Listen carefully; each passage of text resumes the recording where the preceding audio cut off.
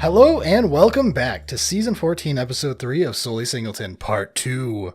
I'm your host, Brad. This is my co-host, Eric. This is my other co-host, Christian. Let's jump back into hot takes for Neon Dynasty. How's it going? How's it going? Sounds good. All right, Eric, start us off. Atsushi, the Blazing Sky, is 2 red for a 4/4 legendary dragon spirit with flying and trample. When Atsushi, the Blazing Sky dies, choose one. Exile the top 2 cards of your library. Until the end of your next turn, you may play those cards. Or create 3 treasure tokens. So the black one is still my favorite of the 3.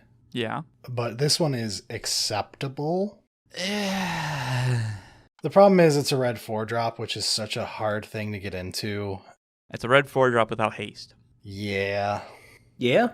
I do think it's okay, though. Like, it's not bad. So we just got Moonveil Regent as a test, right? Mm-hmm. Sure. Which is a 4/4 flyer for 4. And then it had the, when you cast a spell, you can discard your hand and draw a card for each of that spell's colors, which is essentially the last spell in your hand always redraws itself. Yeah. And then it had, when it dies, it deals X damage to any target where X is the number of colors among permanents you control, which is essentially 1 damage. Mm-hmm. Yeah. Yeah. I think I like this better than that. Yes. That one has a more interesting, like, pull towards trying to be like a tricolor deck and really doing something. Yeah, but I think this has more options in general decks that are going to be playing it. Mm-hmm. When, if ever, do you choose create 3 treasure tokens? When you have a handful of burn spells and you had trouble, you got to 4 mana though. No, there's still times that it happens that you're just like, okay, I just need extra mana. 3 is a bit much, but when you realize like you could just use these treasure tokens plus your lands to cast your hand and end the game immediately. yeah, you just play the last 3 spells and you're just like, okay, I'm gonna overload you with your options. I just find it so hard to believe you've got 3 other spells in your hand when you cast this. Yeah, it's your reach. It's, you've got 2 of your lightning strike variants sitting in hand still. it's definitely unlikely. See, I actually think the main way you'll be creating the 3 treasure tokens is if this is in a Gruul mid-range deck. And you use this as you're not trying to necessarily get the 3 treasure tokens, but they answer it and you're like, okay, if I get the 3 treasure tokens, I can just cast my 7-drop. That might be the case. Yeah, the 3 treasure tokens are never the default case. You're only going to choose the treasure tokens if it lines up well with what you have in your hand and what you're expecting to do further on. Mm-hmm. Just because the potential to have 2 more cards essentially is really nice when they've answered one of your threats. Mm-hmm. Yeah, and I think this is kind of how all the dragons work, where it's like there's one obvious mode and then the other one is the oops, I can't do that for some reason, or I don't want to for some reason. Yeah. Mm-hmm. Like one is how they were balanced and then they gave them the other mode as a fallback. Yeah. Okay. All right, well, this card's at least pretty interesting. I don't know if it makes it though. No, it's there if you want to, but it's by no means amazing. If you like the card and you're like, this seems fun, I could see it playing well enough, but I don't like it more than a bunch of the other options that we have. Yeah. So next up, we've got Rabbit Battery. Single red mana for a 1/1 uncommon artifact creature, Equipment Rabbit. It has haste. It also has Reconfigure for a single red mana, and the equipped creature gets +1/+1 in haste. So this card's pretty fucking sweet. Can I just say Universes Beyond has gone too far now that we're just getting Energizer Bunny ads in the middle of Magic sets? I thought you said it was Duracell. It's true. You don't have recordings of that, so... This is why I called you the white guy. Yeah. No one has a recording of that joke. I just love referencing it. So, this card's actually, kind of really cool. Yeah. It's really good. And I know I've seen people talking about it potentially for Unpowered as well, which is awesome. Yeah. So we have Boots of Speed. This is the one to talk about. Boots of Speed was a single red mana, equip 1, creature gets +1/+0 in haste. Yep. This is better. There you go. Substantially better. Yeah. This is just the better version. And that was already the better version of the one before it, which was already the better version of the one before it. So They just keep creeping this effect up to see, all right, how much can we do? I think this is a good spot. Yeah, this is a slam dunk. Yeah. I do too. Plus, it just is an equipment, so Mm-hmm. things that care about equipment, things that care about artifacts, things that care about rabbits, it's got all of them. Things that care about aggro, it's got it all. Yeah, that's true. Yeah, I do think Rabbit Battery is just a solid card. Yeah, I'm trying to think of like something interesting to say, but it's just kind of good. I think there is some debate still on like the higher power cubes on if you really want it, but I'm definitely worth testing. Yeah, it's worth noting that Peasant doesn't get like 2 power 1-drops in red very much. They're all like, it's a 1/1, but if you blank, then you can have an additional power kind of stuff. Yeah. Yeah, you don't get Goblin Guides. I think this is probably the time to have this meta discussion here of this set was supposed to be like the half enchantment, half artifact theme. Right. Yeah. And as we all know, artifacts and enchantments get equal treatment in Magic. Yeah. Both of them are equally good in all formats. Of course, of course. I have to say, it's once again hilarious to me when they're like trying on purpose to split it down the middle. What does enchantment get? Well, it gets these really fucking awkward saga cards that are kind of shit, and a couple creatures we slapped enchantment as a type on. Yes. What's artifact gets? Some of the most amazingly pushed vehicles we've seen since Kaladesh. Yeah. Creatures that are literally equipments Yeah. and are better bestow, and good ones at that. Yeah. And a new Tezzeret and a new Bone Splitter. I don't hate the enchantments that they did put in the set. There's some decent ones. No, I just think they did way more to push the artifacts again. Yes. And it will never not be this way. Probably not. Yeah. All right. So speaking of these awesome artifacts, it's my turn. Yeah, you guys got one as well. We have possibly my favorite card in this set, just from a card naming and typing standpoint. It feels like a card out of what was that set that had like drawings and stuff like that in the cards that we drafted? What? Mystery boosters? Yeah. Yes. Yes, it feels like a mystery booster design. You're right. This feels like Mystery Booster card. And like the art, the name, the effects, it's Mystery Booster. Yeah, you're right. So, Lizard Blades is the name of this card. It is 1 and a red for a 1/1 artifact creature equipment lizard. Yep. Lizard Blades has double strike. It has Reconfigure 2, and equipped creature has double strike. These are awesome. And it's like actually good. They're effectively costed. They're not bad by any means. They're one of the better versions of the 1 power double striker for 2. They are. Mm-hmm. Like, there's a couple like Fencing Ace and the Cat. There's a couple of them at this point, but these ones are in red, not white. Mm-hmm. They want to be equipped. They want to equip to things. Everything about them is so like, it just works perfectly. The mana cost is right. The equip cost is right. Everything about these cards is so good, and they're called fucking Lizard Blades. And they're equipment lizards. I really do like the fact that the base creature is a 1/1 double strike, so it can get equipped really well. Like that matters. Mm-hmm. Yes. So if you give this thing a Bone Splitter, holy shit. Yeah, and that like legitimately matters because sometimes you just draw the equipment portions and you're like, I wish I had creatures. Well, you got some lizard blades. They can have some bone splitters on them. All right, we need to have a real talk. I gotta tone down my excitement for these cards because there's a serious flaw. Oh no. Almost all of these equipment creatures have art problems where it's either showing it in creature form or in equipment form, but it's hard to like picture both of them in a lot of cases. Sure.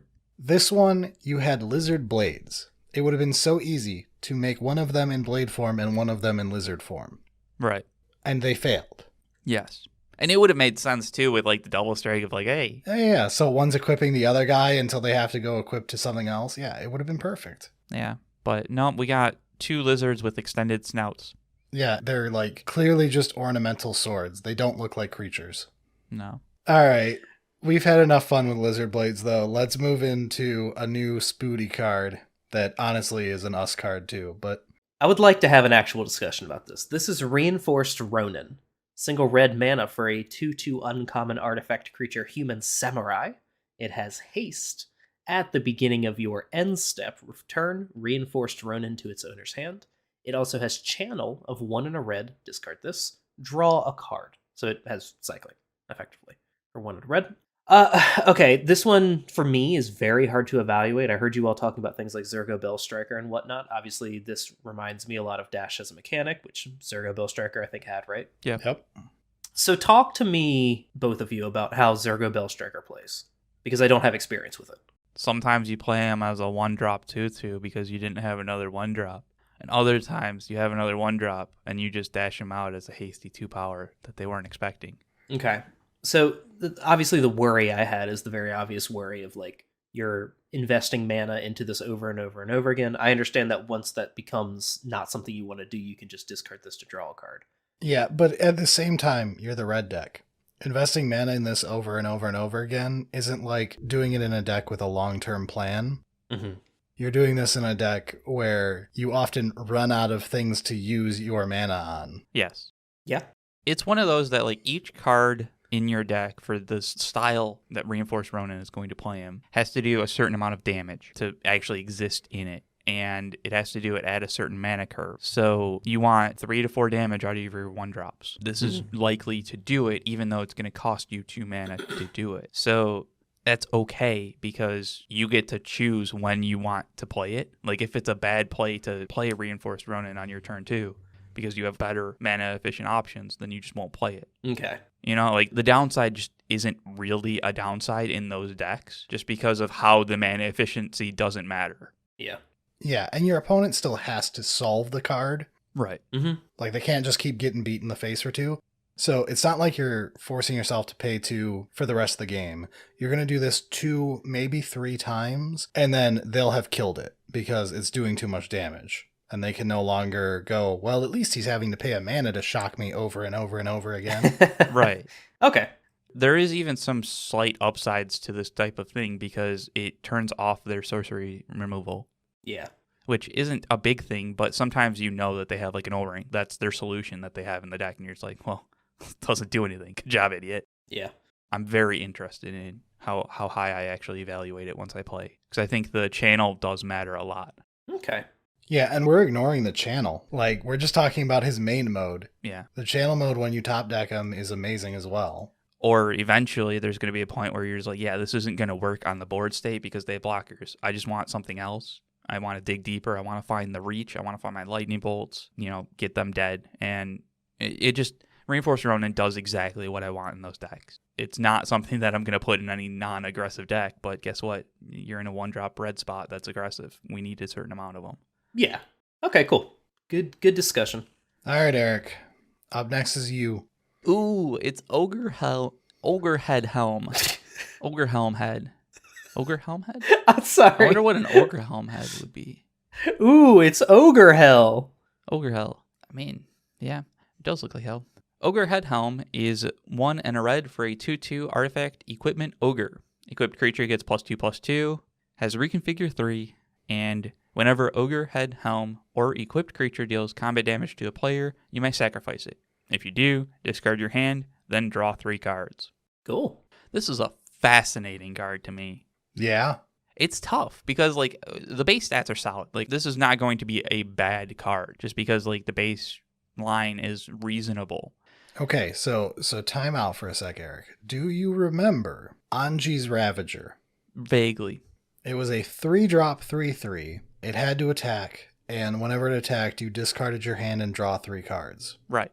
It had a madness cost too, but that wasn't important. Yeah. I like this a lot better. Yes, same. The fact that not only is it a 2-drop, so I can play it earlier, I can also equip it onto something else, give it the +2/+2, and then sack it to get more late game value type things. And the big thing to me is this is still a +2/+2 equipment. Right. So we're usually thinking about this for the aggro deck who just wants to draw the deck as fast as possible to get all their burn spells. But just thinking of it in value in a Gruul mid-range deck. Yeah. Having your already decent creature get another 2 power on it to just start swinging through as a beefy motherfucker. And you get to discard draw 3 every turn to play out your best card in the top 3 every single turn on main phase 2. That's fucking good. Yeah, I mean, it's just one of those that I think the fact that the base both the creature and the equipment itself giving +2/+2 means that like there's a decent amount of play there. I honestly don't know. Like reconfigure 3, I know equipped 3s are already pretty fucking tough. Like swords. Yeah, so comparing this to a sword is what I was kind of doing in my head. Right. A sword does not have being a creature. Right. It's the sword of head and hand. Sort of. Sort of head and helm. No, because it's hand. Because the other side is... never mind. Anyway. Yeah. So swords are 3 with 2 to equip. Same amount total to get it onto a creature. Right. This one you pay 2 up front. You get a creature to start with. It's just a 2/2, but you have that to start with. They give the same +2/+2. This one you could say has irrelevant protections. Sure. But discard your hand, draw 3 is probably better than most swords on the... Where does this lie power-wise versus most of the swords? In the right decks, yeah. In the deck that wants to play this. The aggro to mid-range Red X deck. This isn't your control decks that are, yeah. No. This is not like Feast and Famine equivalent. Right. Like I said, I think that there's a lot of potential here. I am concerned about reconfigure 3 being just one too much. It's possible. It's also possible it's just right, where you play your turn 1 Swift Spear or... Elf, whatever. Ragavan, who gives a shit, right? Yeah.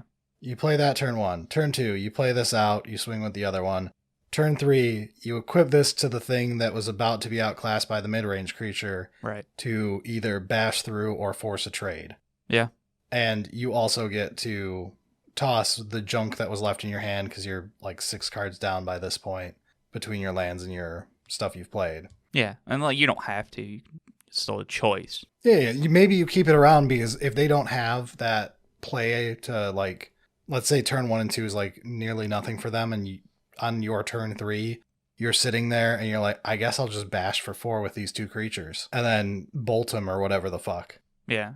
But having the option of like, oh, okay, I've kind of left steam in my hand. The hand's just not really doing what it's supposed to be. I want new cards. Yeah. Like, it's possible you've got your 5-drop and you're like, I don't give a shit about this right now. I just want to junk it and get more things I can cast. Yeah. Yeah. Like I said, this is a fascinating card, and I think it really deserves testing at the very least. All right. All right, Christian. It's time for you to just haul ass. Jesus Christ, you're right. We've got 4 cards in a row for you. All right, I think a lot of them go pretty quick. First up is Seismic Wave. 2 and a red for an uncommon instant. Seismic Wave deals 2 damage to any target, and 1 damage to each non-artifact creature target opponent controls. For most intents and purposes, this is just an upgraded Arc Lightning. Yeah, deal 3 to one thing and 1 to everything else. 2, but yes. Oh, no, yeah. I was like, you can still hit the same thing. I mean, depending, as long as it's not an artifact. Oh, I was actually not even reading it that way. That's kind of cool. Yeah, I was just automatically adding in the each other instead of just each. Yeah. Oh, that's real cool then. Yeah, I think this is pretty good. Yeah. Or you just put the 2 to face and 1 to other things. This card's really cool. There's, again, not a lot to say about this. It's just, if you would prefer Arc Lightning, you know why, but I don't think that there's going to be a lot of scenarios where this is worse than Arc Lightning. I can't think of a lot of scenarios where you would rather have Arc Lightning. The only one that comes to mind is a very niche scenario of you have a lot of artifact token creation. That's that's pretty much it.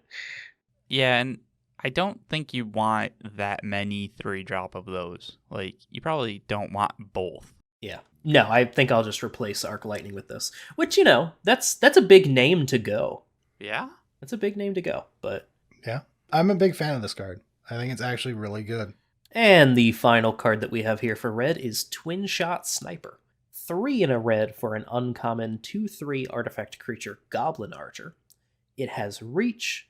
When it enters the battlefield, it deals 2 damage to any target, and it has a channel ability of 1 in a red. Discard this. It deals 2 damage to any target. So you've got the uncounterable shock variation. You have the, not quite the same as, but relatable to Flame Tongue Kavu interaction there going on with the main mode. Yeah? It's an artifact creature. It just happens to be a goblin. Slices, dices, etc. Reach for a reason. I don't hate this. Yeah. I've seen a lot of talk about this card. I don't think it's It's not your best 4-drop you have access to, but it's respectable. No. I mean, like, this is probably the closest an uncommon we're going to get to the giant that has the adventure that shocks. Bone Crusher? Oh, yeah. You know what I mean? Like, Yeah. this is what we get instead, but this is actually kind of cool. And, 4-drops in red are not that particularly incredible. Obviously, there is Flame Tongue Kavu, but immediately after that, it falls off. And it doesn't really recover. So this is totally playable. Yeah, definitely. I mean, I think Twin Shot Sniper is solid. Like, the channel ability is going to be useful, and 2 damage to any target is nice. Like, sometimes just hitting them in the face is like, hey, I'm going to play this, and then I'm going to play Lightning Bolt, and you've taken 5 damage. That's right.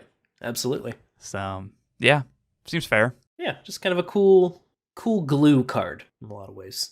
Yeah. Yeah. All right, let's go into the strongest color in this set, the one we're all very excited to talk about. Oh, yeah. All right, so starting off in blue, we should really discuss ninjas as a whole. I think that ninjas... Nope, no one's going to stop me. All right, ninjas as a whole bunch of ninjas. Yeah, like we're getting some green ninjas. It's great. We actually did get a green card with ninjutsu, but I didn't include it. We did. Yeah. Yeah. Okay, to start off green, we've got Blossom Prancer. It's my nickname in high school. What? It's 3 green for an uncommon 4/4 creature spirit with reach. Doesn't even make sense. You weren't there. You had to be there. You had to be there. Whenever Blossom Prancer enters the battlefield, look at the top 5 cards of your library. You may reveal a creature or enchantment card from among them and put it into your hand. Put the rest in the bottom of your library in a random order. If you didn't put a card into your hand this way, you gain 4 life. So you can choose. When you play this, you can either look at the top 5 and get a creature or enchantment, or you can choose to just get the 4 life. Obviously, if you don't have a creature or enchantment there, you gain the 4 life no matter what.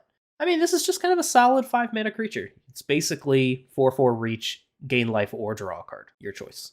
Yeah, it's a mana more than it, but it reminds me of Obstinate Baloth. Yeah. Yeah, kind of. Obstinate Baloth was the big fat fuck you to aggro when you played it down. It was the 4 mana, the game is over aggro deck, turn it in. Yeah. What's interesting about this is that we have a 5-mana gain life card that's better than this in Arborback Stomper. Yes, I like him. Yeah. We have a better 5-mana but draw card version in Silverback Shaman. Yeah. I don't like that one as much. You don't like a 5/4 trample that draws a card when it dies? No. Really? It's a vanilla creature, more or less.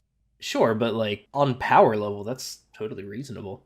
I guess I forget how bad uncommon creatures tend to get when you get higher in the curve. Yeah. I'd have to see what your 5 and 6 drops look like, but to me that one is less interesting than this one. Well, let's put it this way. The 2 I just mentioned to you are some of the best. Okay. Then this one I like better than the gorilla. You've got Ridge Scale Tusker. Like, that's it. There are things in here that are worse. Okay. Yeah. Like, I'm playing Glinting Creeper, which is 5-mana converge. It gets 2 times that many +1/+1s, can't be blocked by creatures with power 2 or less. Sure. I'll probably just play this over that, because that card's just weird. Yeah, that seems great. Yeah. I wasn't sure about the Blossom Prancer. I was like, that seems fine. But yeah, no, I'm all aboard that change there. Yeah. All right, let's move on. So next is Careful Cultivation. This is a very interesting card. So I'll read it as is. It's 2 and a green for a common enchantment aura. Enchant artifact or creature. As long as the enchanted permanent is a creature, it gets +1/+3 and has reach, and you can tap it to add 2 green. And then it has a channel mode, which is actually the main mode, I think, which is 1 and a green, discard this, make a 1/1 green human monk creature token with tap add green. So they almost have it like backwards, it feels like, of how you're typically going to play it, where this is a 2-mana mana dork that's uncounterable if that matters. And then late game, it can also just be an aura, I guess. So it's like the upside of the aura half is not amazing. So to me, this has to beat out any other 2-mana mana dork. There's not that many. You get decent ones, though, right? Like, you've got Devoted Druid for the combo stuff. I get Devoted Druid, Wall of Roots, Paradise Druid, Sakura Tribuilder. Then it falls off. Now that's 4. Yeah. So after that point, like, they really start to fall off. I'm not saying this is an auto-clued. I think it's really interesting how you have both the modes. I think that if you have a green deck that is struggling against aggro, I think this is a little bit better because that aura mode is so much better versus aggro. Yeah, you are opening yourself up to get 2 for 1 in some cases, but as long as it's red removal, you're fine. Yeah, I was like, if they're spending 2 red removal spells on your dude, that's good. Yeah. And the alternative there is, like, instead of doing that, you could be paying 2 mana to get a 1/1 versus that deck, which is not worth anything. Yeah. The big thing is channels are all instant speed. So Yes. you could also use it as a trick blocker in a worst case. Like, that might have use. Mm-hmm. Absolutely. Yeah. I don't know. I think this is a really unique and interesting effect that we haven't seen. And I think it is distracting that the main mode is the aura because they kind of had to do it that way. Yeah. Sure. Whereas most of the time that's not what you're doing. You're looking at this as a flash mana dork. So just kind of an interesting card. A common. Again, Pauper Cubes can play this. That's pretty cool. Yeah. All right, Eric. Talk about an 8/10 for 5 I don't want to play. Yeah, next up is Invoke the Ancients, which is 1 green, green, green, green. Green, green, green. No, it's green, just green. 4 greens. 1 and 4 greens. Let's be honest, it's 5 greens. You're only playing this in mono green. For a sorcery that create 2 4/5 green spirit creature tokens. For each of them, put your choice of a vigilance counter, a reach counter, or a trample counter on it. I mean, it's like you said, it's not a bad card. Like, there's a lot of power and toughness out of one card. So it reminds me of Leatherback Baloth, where the stats are there, but the mana cost makes it totally useless because it's already just French vanilla creature you're making.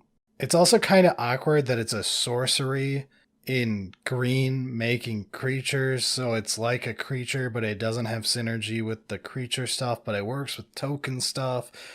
Blah, blah, blah. I mean, this is just a fucking brick wall versus aggro. I do think the fact that you can put trample counters on them is nice. Oh yeah, it's 8 power trample for 5. It sounds crazy. And it's 2 bodies, so it takes 2 removal spells. Like, I do think this card is solid, and I wouldn't blame anybody for playing it at all. I think the mono green aspect of it makes it so that it's not like a test for anyone. It's for the type of person who wants to push a mono green deck. Yes. Yeah, I mean, you're not playing this in, like, it has to be mono green, maybe a small splash of something else, but... Know that it will always bite you when you add any other basics. Yep, it will. This becomes a lot less impressive the later in the game it is too. This is a card that the worse off on the curve you are, the worse this card gets by a long shot. It's like the reverse of Lightning Bolt, where the turn 6 Lightning Bolt is as good as turn 1, sometimes better depending on the board state. Yeah, to be fair though, when you're playing like the all green deck, you're gonna have some mana dorks. So it's pretty rare that you don't make it to 5 on turn 4 even. True. And if we look at it like that, it is a lot of power to force out in mid-range that quickly. It's just you're locking yourself out of being a green X mid-range deck, so you lose a lot of your good stuff that lets you push that deck. Like, maybe you can splash a secondary color. I think you can splash a secondary color. I don't think that's a question. Green is the one color that can allow you to do that. It's just when that second color splash fucks you, you're going to really, really hate it. Like, it's going to be that visceral hatred of just like, I'm going to rip this card in half because I hate everything right now. Absolutely. But I think saying that you can only play this in mono green is wrong. So yeah, I think Invoke the Ancients is a solid card. I have no interest really putting it in Brad's cube, but... Next up, we've got Greater Tanuki, a common enchantment creature dog for 4 green green. It's a 6/5 trampler, and it has a channel ability. 2 and a green, discard this, search your library for a basic land card, put it onto the battlefield tapped, and then shuffle. I don't think I've ever been disappointed that I saw a dog creature type. Yeah, but why is a Tanuki a dog? Tanukis are raccoon dogs. Yeah. Yes, but like, A, they're separate from both, and B, they're more raccoon than dog. Well, I think if anything, they should have had it been enchantment creature raccoon dog. Yeah, that would have made sense. Yeah, or just beast. That would have been fine. Nah, they gotta do dog. It's gotta be dog. Come on. Okay, then you have to put raccoon. Yeah. I agree with you on that. Because that is not a picture of a dog. Yeah. It's a picture of a tanuki. If I saw this picture, I'd be like, that's not a dog. I'm sorry. We have differing opinions here. Your AI is screwed up. It needs to be retrained. If anything, this is a lesser tanuki. So I don't like this card very much, but continue. Either do I. Well, just keep in mind the context here. I mean, You have this same fucking adventure spell we have, the Giant. yeah, I play that. So you want to do this in addition to Crows and Tusker, the Giant, this, and just run a whole package like that? Well, I think this is potentially better than Crows and Tusker. Is it? Potentially. Is Crows and Tusker 7 mana to cast, I believe? Yes. Yeah, so I mean... But it's a cycling card that also gets you the land. Crows and Tusker doesn't have trample, though. Yeah. But I'm saying I mostly play that for the channeling half. When it's a creature, things have gone sideways. Yes. Well, here's the thing. You're bringing up my exact point. I don't play Crows and Tusker. And I don't play Crows and Tusker because you only play it for the one half. Whereas this you can play for both halves. I don't think either half is enough. I don't know. I mean, you're maybe right. For what it's worth, like, this is a common. I don't think this card is crazy good or anything. But I don't have, like, any 6-drop creatures. It's possible this is good for Pauper, too, because as you point out, this is a common, and I don't think Tusker was ever printed common. Crows and Tusker was a common in Modern Horizons. So Okay. Then 50-50 with this and Tusker, I don't care.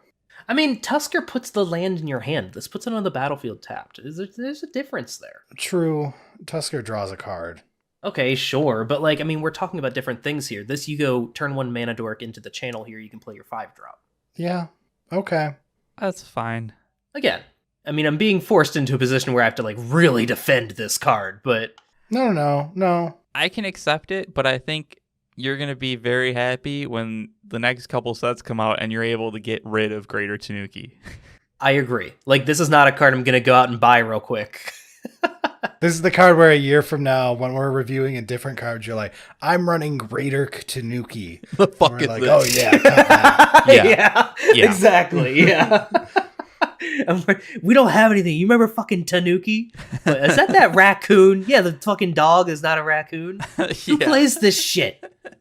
You know what I wish it had? Draw a card. I wish draw a card was stapled onto it. All right. Back to rares. Yeah, we're almost done with the green. And when you say rares, you mean mythics. Oh god, this card's a mythic. Ew. Kodama of the West Tree is 2 and a green for a 3/3 legendary creature spirit. It has reach, and modified creatures you control have trample. It also has whenever a modified creature you control deals combat damage to a player, search your library for a basic land card, put it on the battlefield tapped, then shuffle. It's neat. I know why people wanted me to talk about it, just to talk about the whole modified creature deck more. I don't like that this can't modify any creatures. Yeah. It's just missing that last little bit. In a vacuum, it's just too bad to be worth it ever, even with the, oh, it's cute when you can give like anything with an equipment or an aura trample. You have to look at the rest of your green for, I think, primarily counters. Exactly. That was what I was going to get into.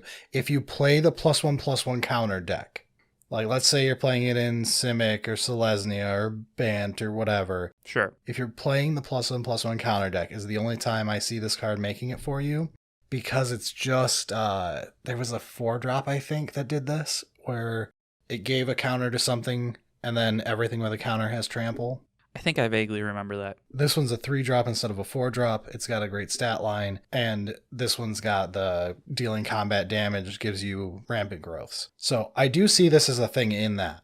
So it's any counter. It doesn't have to be a +1/+1 counter. So this works with like Devoted Druid and stuff like that. Sure. It also works with things that get the trample counter, menace counter, blah, blah, blah. Yeah, so like I think that there are slight changes that can be made to your cube to make it a little bit better. I don't think this payoff is worth it, though, in general, to make those changes.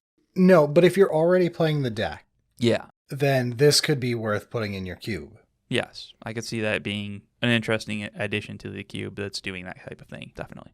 And I can definitely like see the future where modified matters is a bigger thing in Magic than just this set. It's possible. Because it helps a lot of things, like, long-term, like the equipment deck, which has always been, like, borderline in cube, and we want to, like, play it more and test it to see if we can make it work. Yeah. The enchantment deck that people try over and over, the +1/+1 counter deck that's been tried over and over. Yep. It could be the thing that if you unify them all into a single thing, it makes it good enough. It's possible. What's the term for that? Is it bucketing? I don't know. They've been talking about how they're trying to do that more. Like, modified is a bucket for a bunch of different things, and then historic was a bucket for a bunch of different things. They're just trying to do that more often, and I think that's probably good for design. For cube, a lot. Yeah. Yeah, and I think that they're also pushing more counters, like you said, like trample counters and that kind of stuff. So, like... Yep. I love ability counters. They're one of my favorite things. Yeah, ability counters are cool. Yeah, that's a good thing to bring up. Like, Kodama of the West Tree might be more interesting later on as we get further and further into this to look back at. But I guess we'll round off green with Springleaf Avenger. Springleaf Avenger is 3 green for a 6/5 insect ninja with ninjutsu, 3 and a green. Whenever Springleaf Avenger deals combat damage to a player, return target permanent card from your graveyard to your hand. I mean, it's a green ninja, cool. Is it, though? Does green want ninjas? Because, like, that was my problem. Yeah, you put this on here, bud. Did I? You have to defend, yes. I've got no defense on that. I don't know why I did that. Oh, I know why I did that. It's because I only had 1 card on here. The green section was Invoke the Ancients when I was finishing. I was like, we should probably have another one. I hate you so fucking much. Let's move on. Oh, we're on to multicolored. We are. We're in multicolored, and I'm not going to kill my co-host later. Not me, at least. One of you will live. My door's locked. You don't know where I live. Ooh, a fight to the death. Whose back will go out first? I can throw a stone through your window. So, Brad, you understand absolute units. Let's talk about this absolute unit. It is a colossal unit. He is just amazing. I'm in awe at the size of that lad. Oh, wait, that's not how it goes. I was about to say, oh boy, here he comes. Like, Oh boy, here I come. That's not at all. He coming. Anyway. Oh Lord, he's coming over here. So to start off multicolored, we have Colossal Sky Turtle. 4 green, blue for an uncommon 6/5 enchantment creature turtle with flying and ward 2. And then it has 2 channel abilities. The first of which is 2 and a green, discard this, return target card from your grave to your hand. It also has channel of 1 and a blue, discard this, return target creature to its owner's hand. This does a lot of things, huh? I mean, this seems great since it's an uncommon, right? Yeah. I mean, my Simic section it's always so awkward, right? Because you're just like, what are you actually trying to do in your Simic section? And then you want signpost cards, but you want them to be, like, actually good and not just there because they're signpost cards. Yeah, generally, good cards are good for cube. Yeah. Now, one problem that I do have with Simic is a lot of those slots are taken up right now by cards that want you to play large creatures. Okay. But the large creatures in Peasant are relatively bad. We were just talking about Greater Tanuki, for example. Yeah.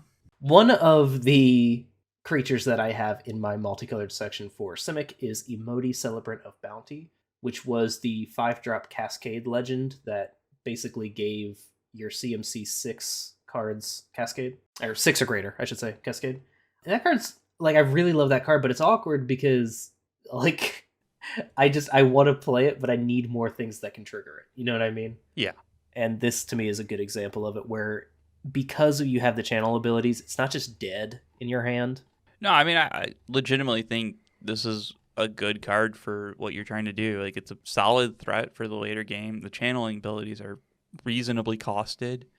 And he's a unit. Absolutely. Flying, ward 2. Yeah, let's go, dude. Much like the crab from before with ward 3, I think ward 2 especially is like, at this point, it's basically nothing. It's basically no form of protection at this point. It's an annoyance for your opponent. And a gotcha. Yeah.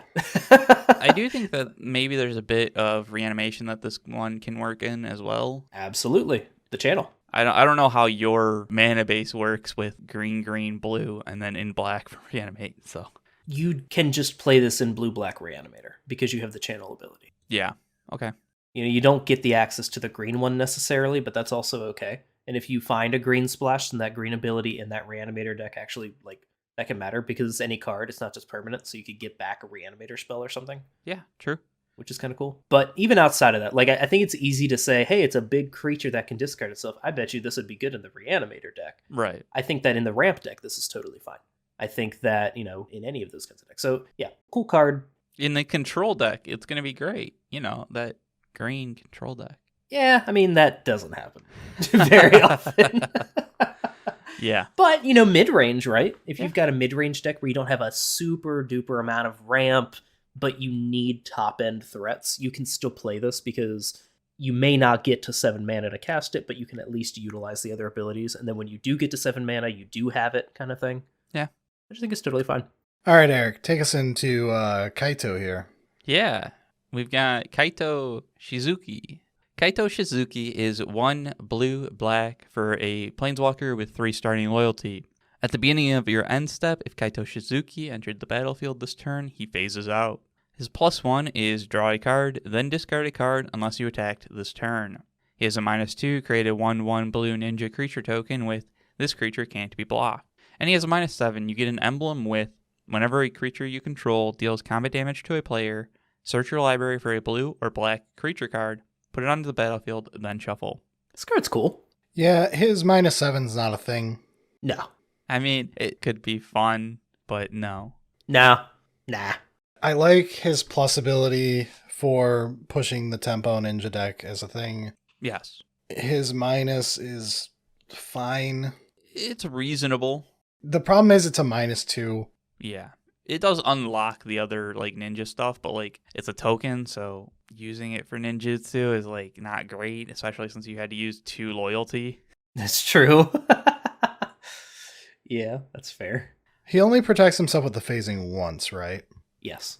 Yeah. Unless you ninjutsu him back to your hand. Oh. I don't think this is an overwhelming powerhouse, and that's going to be tough to break into Dimir sections, but I think the card's fine. I don't know where you're going to play him in cubes. No, I don't either. Even if you're playing a ninja heavy cube, you're probably going to be playing other cards in the blue-black section, including the next one we're going to be talking about. Yeah, ninjas in your blue-black section instead of a planeswalker that kind of works with ninjas. But only kinda. Yeah. And with nothing else, right? Yeah. He just doesn't work in his colors. Yeah. Outside of ninjas. I mean, tempo stuff, but whatever. Yeah. They should have made him a legendary ninja planeswalker. Yeah, with planeswalker ninjutsu. He could have had the Gideon ability to be an unblockable creature instead of his -7 no one's ever going to do or care about once they do. Yeah. So I think it's a pass on Kaito, but fine card. All right. Let's talk about the card that I wish I was at right now. Return to Monkey. I just want to return to Monkey and go hang out in a hot spring instead of talk with you nerds today. Yeah, dude, he looks super chill. Dude, we could be doing this from a hot tub. I mean... But then you have to live stream it. I'm okay with that. I've got my tits out. We're going to make a shitload.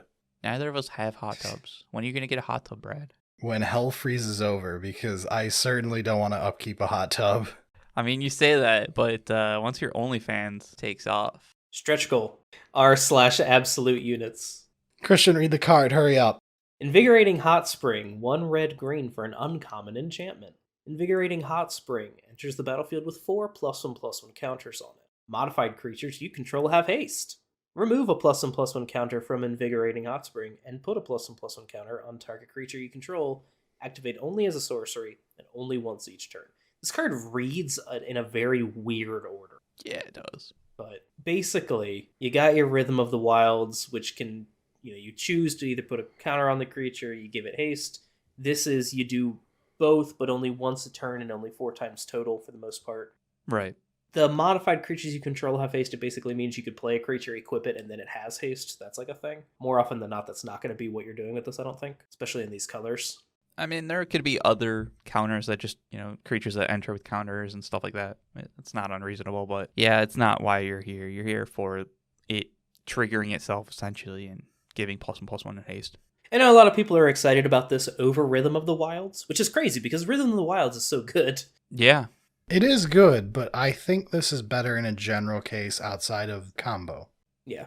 And that's kind of what, I'm already going to say, which is that this does not allow you to go infinite with the persist combo that I am pushing. A lot of people have been pushing for it recently. This does not work with that. You only get 4. And so you could potentially run both, but I don't really want to run both. They kind of just both do the same thing, except this doesn't work with it. So I don't know. It feels a little weird like that. I guess if you're not running the persist combo, you might as well just run this.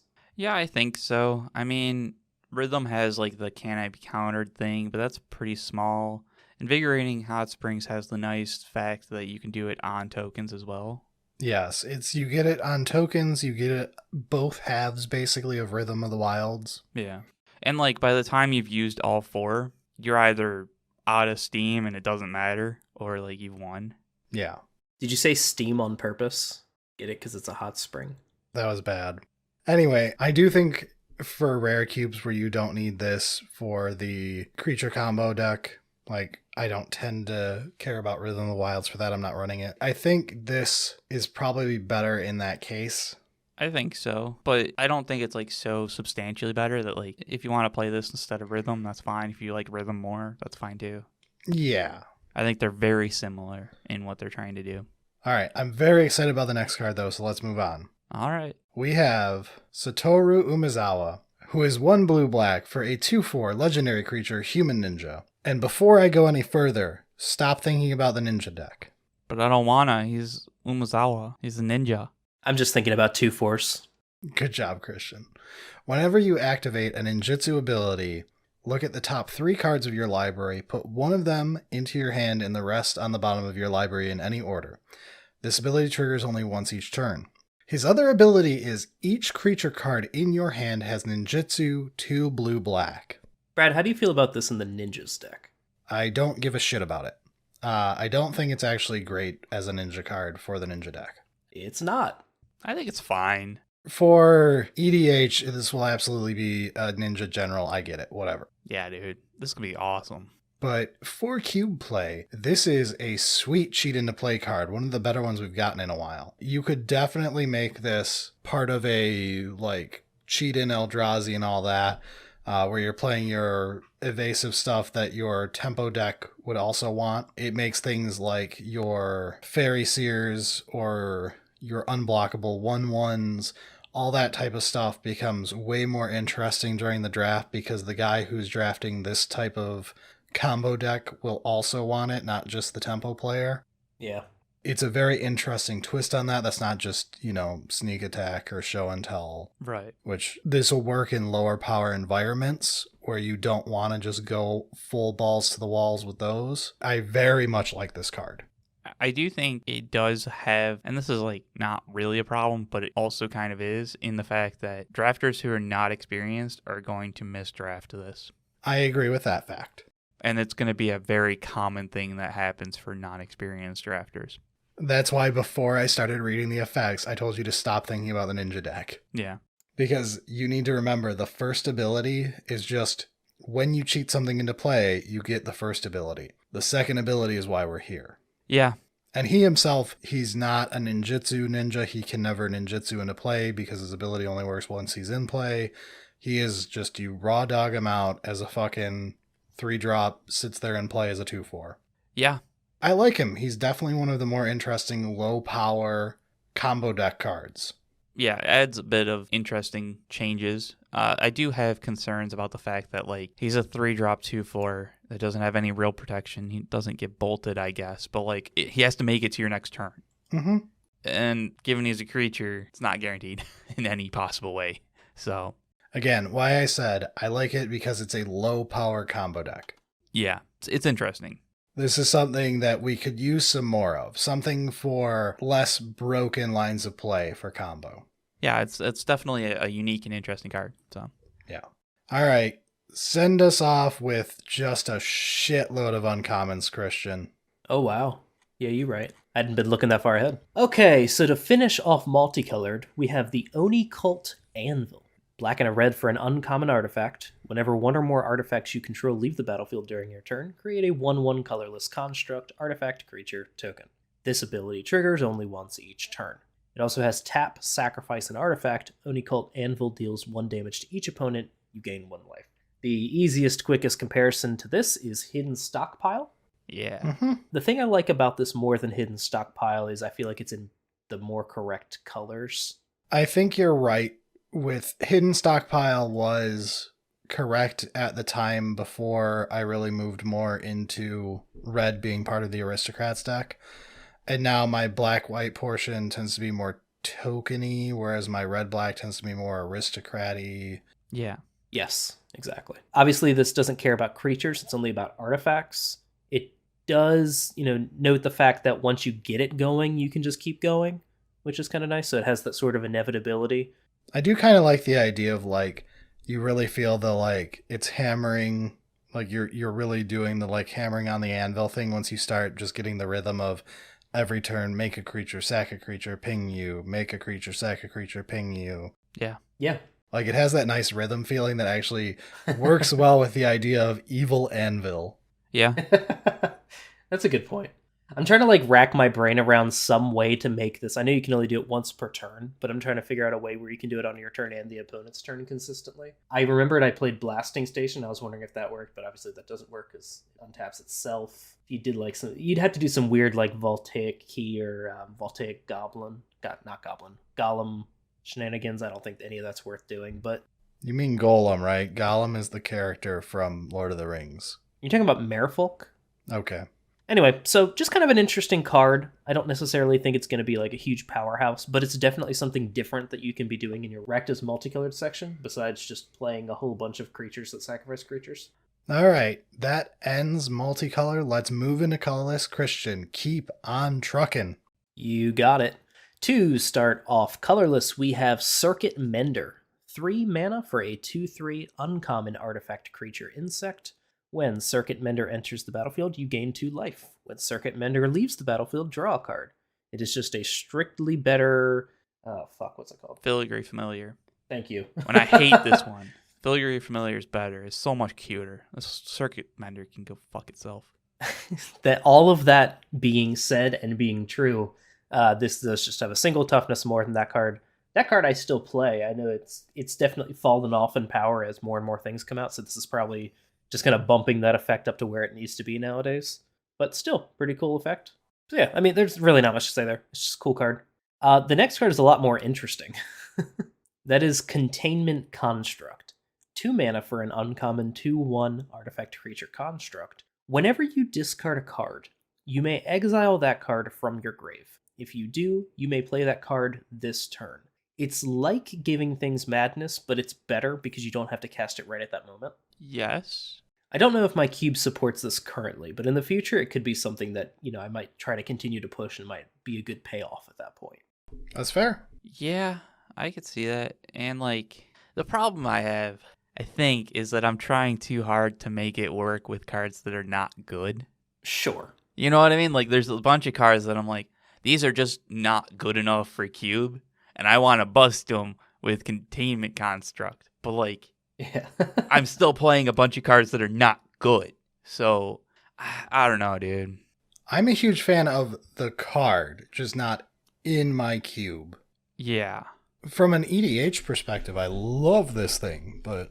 Oh, yeah. No, the card's super cool, but I'm just, like, trying to figure out the cube that this actually works in. I don't know, dude. Like I said, right now, I don't think it's the time for this yet. Yeah, fair enough. I do think it's kind of funny. We had so many complaints about blood tokens, and blood tokens actually work pretty well with this. But then, like you said, you have to play the bad cards. Yeah, like I'm still stuck with I've got a bunch of bad cards that I can make interesting. Like, cool. Yeah. I mean, obviously all of these channel cards, that's a thing, but the channel cards tend to be really expensive on the top half. Yeah. Yeah. So you can't really utilize it. So it's awkward, but it's interesting, and again, it's uncommon. That's rare for these kinds of effects. They're like unique effects that unlock things. They birth a new archetype potentially. Yeah. Yeah. I guess we'll move on to Eater of Virtue, which that's what they called me in high school. That makes a lot of sense. They called me Bloom Prancer. Ah, yes. In high school, I was known as Boseiju Who Endures. Oh, bullshit. You were known as Colossal Sky Turtle, and you know it.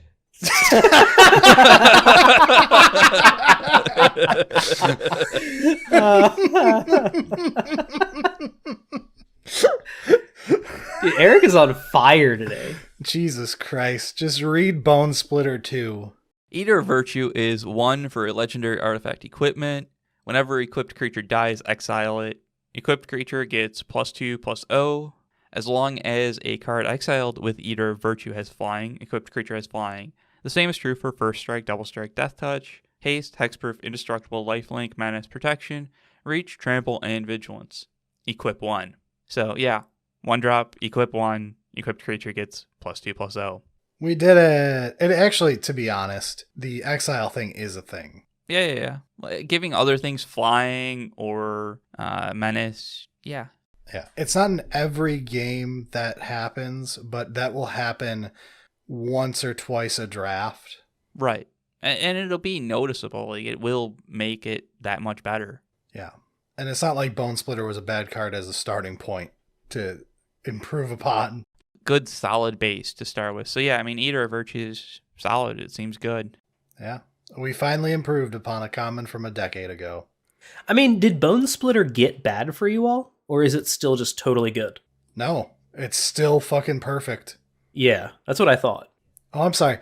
2 decades ago, we improved upon a 20-year-old common. Seriously? Yeah, it was 2003. Holy fuck, dude. Yeah. Yeah. Mirrodin, we were like 12. That's depressing. Yeah. How's your back? Fuck you. It's not great. All right, Christian, it's back to you. Run us right into those lands. Yeah, dude. I mean, if our backs don't get better soon, we're all going to need high-speed hover bikes. I need a mobility scooter. The next card is high-speed hover bike. 2 mana for a 2/2 uncommon artifact vehicle. It has flash. It has flying. When it enters the battlefield, you tap up to 1 target creature. This must have a crazy high crew cost. Nope, just crew 1. I mean, okay, is it me or does this card read almost like a rare? Sort of. It's right there. I don't think it would be a good rare. It'd be the junkest rare. But at uncommon, it feels real dirty. I mean, like, okay, so Smuggler's Copter was a 3/3, right? Yeah. Okay, so, I mean, I'm not trying to say this is as good as Smuggler's Copter. I'm just trying to get, like, a frame of reference here. No, the ability on Smuggler's Copter was also far better. So the one that you have to compare it to is Sky Skiff. Yeah, no. This is better than that. Yeah, but like I'm saying, like that was the non-rare Smuggler's Copter is Sky Skiff. Which I know actually a lot of people still play that, but I've gotten rid of that for a long time now. I could see this being played in your cube, for sure. Oh, absolutely. I'm actually really excited about this because I've slowly phased out most vehicles because pretty much anything that didn't have crew 1 was not worth it. Yeah. And as we mentioned, anything that was above crew 2 was just like abysmal. Yeah. Flash is gonna be pretty sweet on low crew. Oh yeah. So I mean, imagine like so you're just like they go to swing in, and you're like, okay, hold on, before you do that, I'm gonna flash this in. We're gonna tap down that big attacker and go ahead and attack. Oh, you're gonna okay. Well, I'm gonna crew this, and now it's gonna block. yeah. Well, more than likely they'll say, fuck, no attacks, which is what you're really getting out of it. Right. All right. Take us into Iron Apprentice. Look at this hulking Chad of a little robot. Eric, why don't you go for this one? Because you added this. God damn it, Eric. I don't think it's quite worth talking about. I think somebody put that on the list. I didn't. You're saying somebody from the Discord? Yeah. Oh. It's a modular 1/1 drop. Yeah. Cool. I don't know, dude. It's a common. Fuck am I supposed to do with it? We have several of these. Get out of here. Get going. All right. It was on the list. You were like, hey, add the things from the list. I was like, fine. I'll add the things from the fucking list. All right, Christian. Read us the next card, because I think this one's a pretty big one, physically. I think it's big mentally. I think it's an 8/8 for 0. No. No. Walking Skyscraper is 8 mana for an 8/8 uncommon artifact creature construct. It does cost 1 less to cast for each modified creature you control. So it could be an 8/8 for 0 if Mark Rosewater told us. That's going to be the greatest board wipe ever. It has trample and it has hexproof as long as it's untapped. I mean, I'm not really necessarily here for this could cost like 3 mana on the right board state. No, but if it's a 6-drop, it's pretty solid. Yeah, I think it's a 6-drop is actually where I was landing. Yeah. Alternatively, it's a reanimator target. It could potentially be a ramp target. Yeah, I mean, it's an uncommon Eldrazi, dude. It's fine. It's big, scary. Well, it's worth noting we have uncommon Eldrazi. Yeah. We have several. It's about in line with them, I'd say. It's on the lower end, but it's also lower cost. Sure, yeah, exactly. So, I don't know. It's just kind of interesting. I saw it and I kind of did a double take because I was like, oh, wait a minute. This might be something. It's not nothing. 8/8 trample, hexproof until it attacks. It's kind of neat if you give it vigilance somehow, because then it just remains as a hexproof trample 8/8. The game is over. Yeah, sure. God, I can't think off the top of my head if there's like an actual playable way to do that. I don't think there is. There's probably an Outlast way, which will be great with the modified creatures. Oh yeah, let me give all my +1/+1 creatures vigilance. I'm sure that won't be anemic. Yeah, it'd be great, dude. It's gonna, and because it's gonna work with the modular, so you're like, it's all coming together. It's gonna be cheap. It's gonna be vigilant. All right, we're almost through the main set and into the commander set. Let's talk about lands. Christian, you get one last card. Make it a good one. Well, Ancient Tomb is colorless land. Roadside Reliquary, uncommon land. You can tap it to add colorless. You can pay 2 and tap and sacrifice it.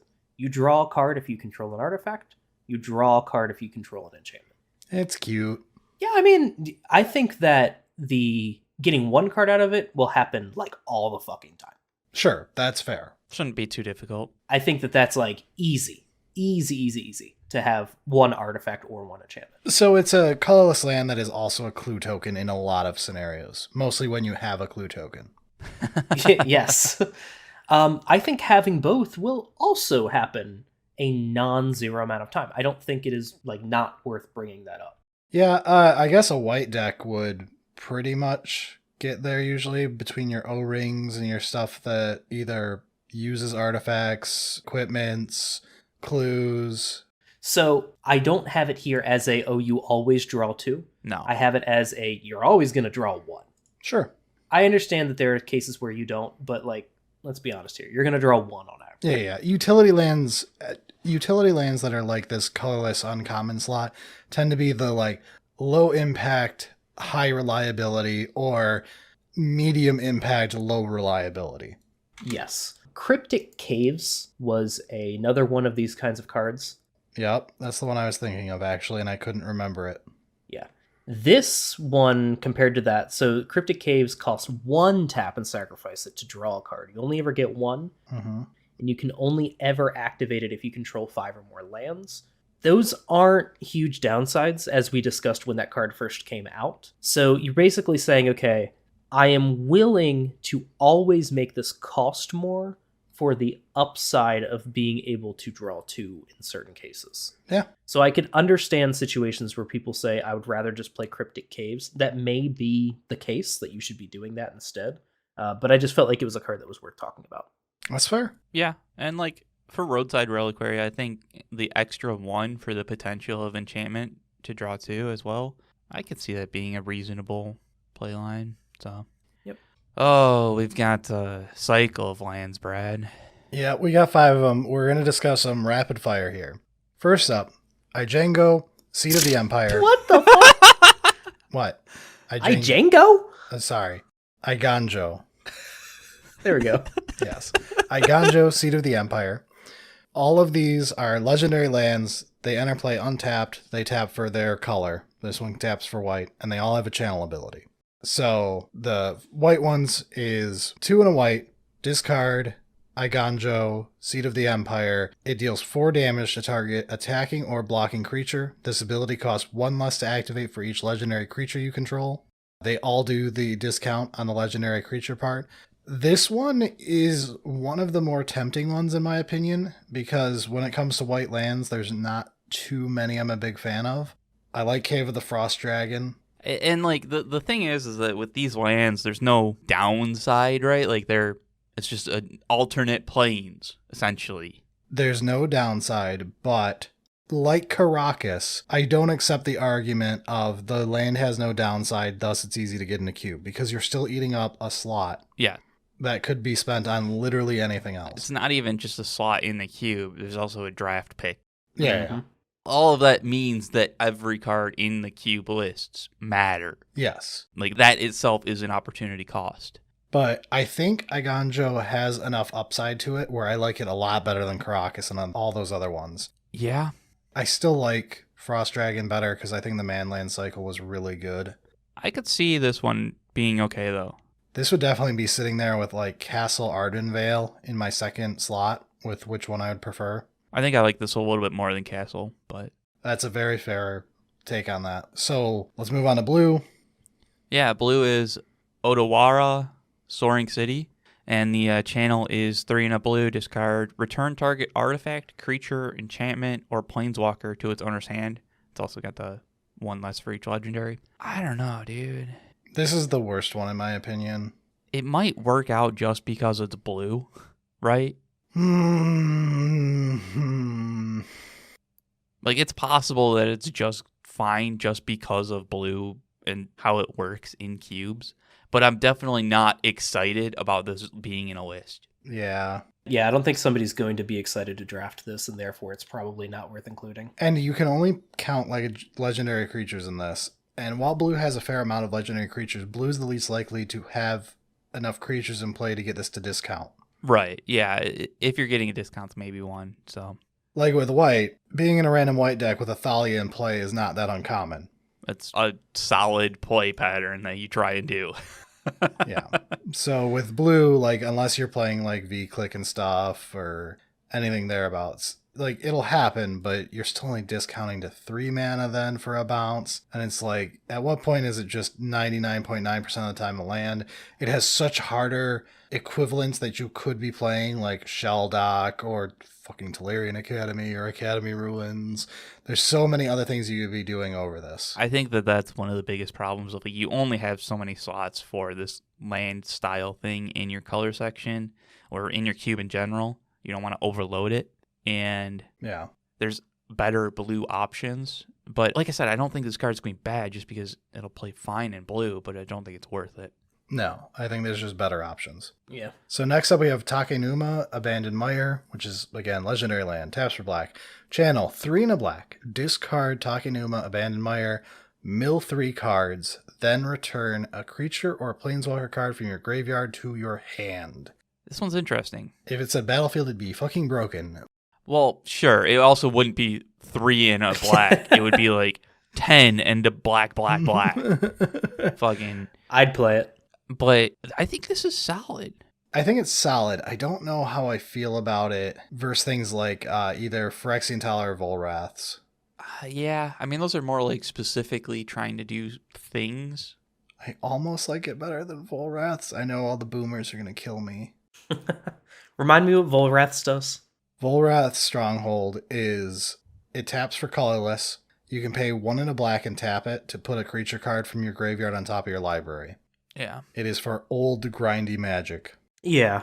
It is extremely grindy, which is exactly what it's trying to do. I think I like Takenuma better. I was going to say, could you make an argument that this is better for just like meeting up with your friends on the weekend and you're like, yo, let's play some cube, and that way you don't have to sit through 20 minutes of somebody go, look, I don't want to concede, but I might get there with my Volrath Stronghold, so everybody else just sit on your phones for another 10 minutes while you know what I mean? Like, the one-shot effect versus the worst grinding effect. Yeah. Uh-huh. That's possible.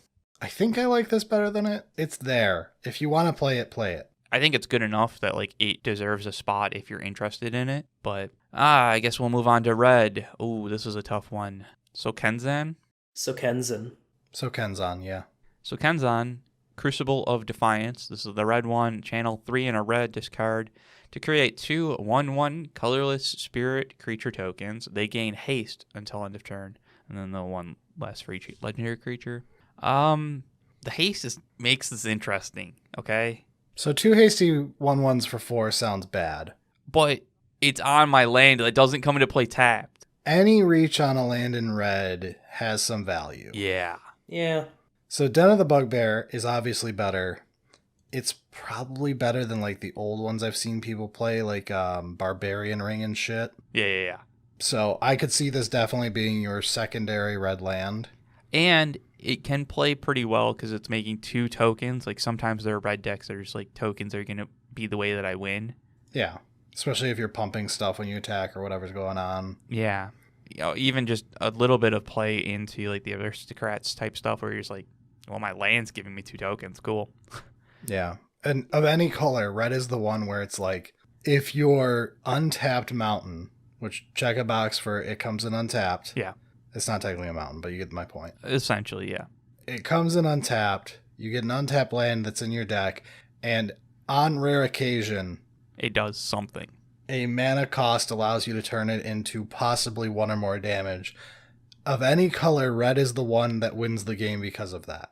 Yeah, so I think Kenzan is actually pretty solid. It's also got the same thing of like, this isn't going in every cube. Not every cube wants just this generic land spot that's doing something, whatever. But I do think this one is solid. Yeah. Okay, so I think that covers all of them. I mean, I don't think we missed anything important. nah. I think that covers basically every card in the set. So long as we look at comparatively, all of the green cards that we talked about earlier were pretty terrible. So the land's probably just garbage. We'll just ignore it. Yeah, we can skip the land, I'm sure. So last up is Boseiju Who Endures. Legendary land, taps for green. Channel, 1 in a green. Discard Boseiju Who Endures. Destroy target artifact, enchantment, or non-basic an opponent controls. That player may search their library for a land card with a basic land type, put it onto the battlefield, then shuffle. The ability costs 1 less for each legendary you control. Well, that's nutty. Yeah. I'm sure every powered cube owner nutted listening to that. And honestly, every cube this is very good in. Honestly, every cuber nutted. Yeah. We all nutted. Simultaneous nuts. You're always going to have the non-basics that can just screw your opponents sometimes. And like artifact enchantments are things that you need to deal with. And this is all on a land. Like the opportunity cost is nothing. Yeah. Sage is good. Cool. Yep. Let's move on. We have to talk about the Commander set real quick. Got 4 cards total to talk about. I'll take the first one because I know Eric wants the second. Which one do I get? You get all of the non-rares we're going to talk about. Okay, that means I get Yoshimaru. Yeah. He's not wrong. You scammed us. You got there. He's not wrong. So first up is Swift Reconfiguration, which is a single white mana for an enchantment aura. Flash, enchant creature or vehicle, enchanted permanent is a vehicle artifact with crew 5 and loses all of their card types. Holy shit, is this card strong. Yeah. That's a removal spell. Or, I know some people are like, technically, you can play it on your own thing that you don't want to get hit with creature removal. Sure. That's adorable. It's a removal spell. Yeah, sure. Whatever. Yeah, I mean, this is a 1-drop removal spell in white, and this is a good one. Yeah. And sometimes, hey, you get to live that corner case with Satoru, where you can get rid of that downside of him being a 2/4 with no protection. Now, at least you need non-creature removal to get him. Yeah. Okay. But, yeah, no, it's a removal spell. Yeah, basically. I mean, it's good. All right, Christian. I guess you've scammed me out of this one. I'll give it to you. All right. Next up is Yoshimaru, Ever Faithful. Single white mana for a legendary creature dog. It's a mythic rare. It's a 1/1. Whenever another legendary permanent enters the battlefield under your control, put a +1/+1 counter on Yoshimaru, Ever Faithful. It also has partner. It is an adorable dog, right? It is a pretty adorable dog. No, this dog sucks. I am not certain how many legendary permanents you need. They have to be low drop for it to matter. Yeah. They have to be mostly 1 and 2 drops, maybe a couple 3 drops, right? Yeah. I don't think it gets there for consistency reasons. Like, in white, we can argue you've got like maybe 4. If you were to draft all of them, what are the chances that you get to drop this before them on the curve? Because this is awful off of curve when you're later in the game. Holy shit, does it get bad quick. I can't say yes to this card in any way, as much as he's adorable. I am with you. I do think that there is a cube environment that this will be fairly consistent, but yeah, it's got to be very focused on legendaries. But Yeah. cool card though. I like it. And this is going to be so fucking expensive. Jesus Christ. Yeah. This will be like a $40 card in 2 years. Yeah, that little word called partner. Mm-hmm. Yeah. And dog. And dog, yeah. So, all right, Brad, let's reawaken something or whatever. Wow, that was just the worst segue. Dude, we got 2 cards left. All right. Cyberdrive Awakener is 5 and a blue for a 4/4 artifact creature construct. It has flying. Other artifact creatures you control have flying, and when Cyberdrive Awakener enters the battlefield, until end of turn, each non-creature artifact you control becomes an artifact creature with base power and toughness 4/4. If you set it up perfectly, yes, you can end the game by casting it. I'm not a big fan of this card, even in the artifact deck.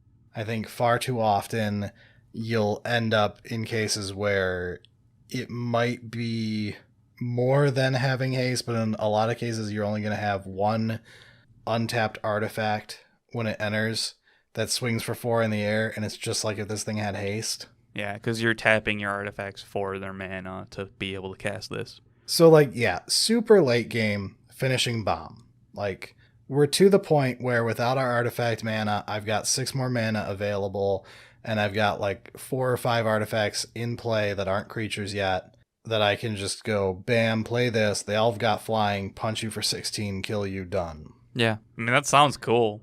That might happen. It might happen.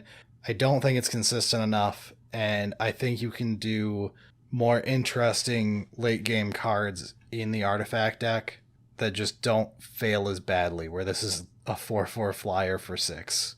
Yeah, and I think one of the problems is that, like, this does nothing outside of the artifact deck. Never. Like, if you've got a Signet, I guess, it has haste, but that is a terrible magic card for cube. Yeah, and, like, realistically, you've tapped that Signet to play it. This is still a 6-drop. Like, Yeah. so I'm with you. It's a cool card. I wasn't sure what you would actually say if, like, it was good enough in the artifact deck, but outside of the artifact deck, it's dead-eyed and a rival. So Yeah, some Discord, someone pinged me asking about it, and so I figured I'd bring it up on the show because I don't see it. okay, But I can see the case that occurs. I don't see it being worth it. fair enough. Just play Jin if you want to play a blue card from this set for the artifact deck for a finisher. Very cool. Basically the same slot. I also love Jin. Yeah. All right, Eric. I guess we'll round it off with Silk Guard. X and a green for an instant. Put a +1/+1 counter on each of up to X target creatures you control. Auras, equipment, and modified creatures you control gain hexproof until end of turn. Yeah, I like it as the what's the name of that 1-drop that people have played before? This one, it's 2 mana do that same thing, but you can cover multiple creatures, especially if you pay more than 2 mana into it. You can just use it offensively in some cases, though I don't think that's very intelligent to do with this. It's interesting. You also can play it as just a 1-drop, protect your sword. True. Or your Skull Clamp. Yeah, it does counter a removal spell on your equipment. I say that in like a funny way, but I think that's actually a legitimate play pattern. Like, there are some equipment that you're like, no, I don't want you to remove it. I will use this card instead. Yeah, I do kind of wish it just said enchantments, artifacts, and modified creatures for the hexproof line, not auras and equipment. Yeah. Because there's some awkward cases where I'd like to be able to protect certain other things, and I think it'd be a shoo-in at a certain point. But yeah, it's right there for me right now where if you were going to run one of those protection cards, I think this is tied for best. I think that there's also a lot of overlap of, like, this is giving +1/+1 counters, so, like, look at that if you're trying to push that. I think there's a lot of interesting cases, but generally probably not. Yeah. So, I don't know. It was close. I thought it was very interesting. It beat the hell out of a lot of the ones that were in the set proper. Yeah.